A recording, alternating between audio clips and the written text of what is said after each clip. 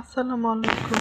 আজ ইফতারি রেডি করতে করতে আমার অনেকটা সময় লেগে গিয়েছিল। 3টা রোজায় আমি খুব তাড়াতাড়ি করে ইফতারি রেডি করে ওদেরকে খেতে দিয়ে উঠান ঝাড়ু দিয়ে তারপর ইফতারি করতে বসতাম। কিন্তু আজ একটু ঝামেলার কারণে আমার রান্না করা শেষ হয়েছে মাত্রই।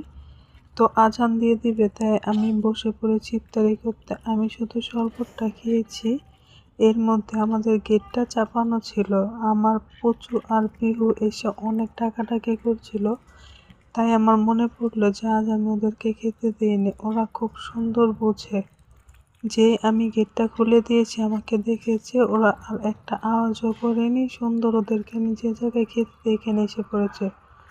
আর সব থেকে সুন্দর বিষয় হচ্ছে ওরা এই টাইমে আমি ওদেরকে খেতে দেবো এটা জানে।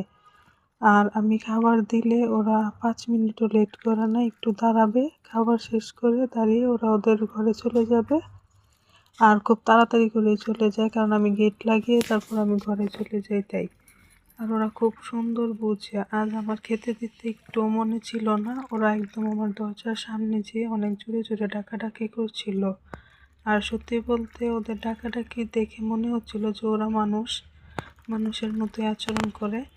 আর সব থেকে সুন্দর বিষয় হচ্ছে ওরা ঘুম থেকে উঠে আমি যা খাবার থাকে ওইগুলো দিই, ওইগুলো খেয়েই যেখানে অল্প একটু পানি দেখবে বা কল ছাড়তে যদি দেখে আমাকে, সুন্দর যাবে যে গোসল করে রোদে দাঁড়িয়ে থাকবে। আর এই প্রথমবারের মনে হয়েছে যে আমার ওদেরকে খাবার দিতে মনে নেই। আর কাজ তো প্রতিদিন এক থাকে না, আজ একটু কাজ বেশি ছিল তাই আমার লেট হয়ে গেছিলো।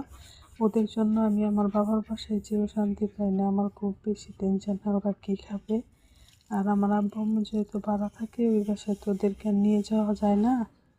আমার খুব বেশি ওদেরকে নিয়ে চিন্তা হয়েছে, এখন ওরা চলে যাবে ওদের ঘরে।